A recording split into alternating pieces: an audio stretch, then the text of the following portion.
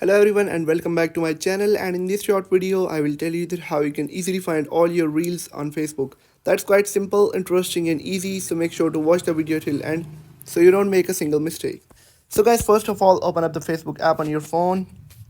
Follow the same steps if you're on an Android or a iPhone as well.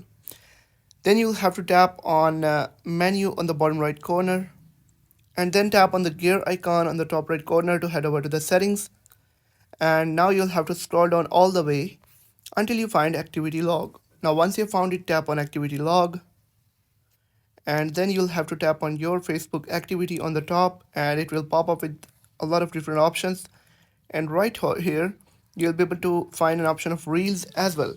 Now you'll have to tap on manage reels, and then you'll have to tap on filters on the top left corner, and then tap on categories, and then tap on your reels.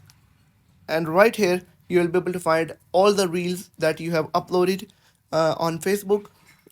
So I hope you found the video helpful. If you found the video helpful, make sure to like the video and hit that subscribe button. And if you have any questions about the video, let me know in the comment section. Thank you.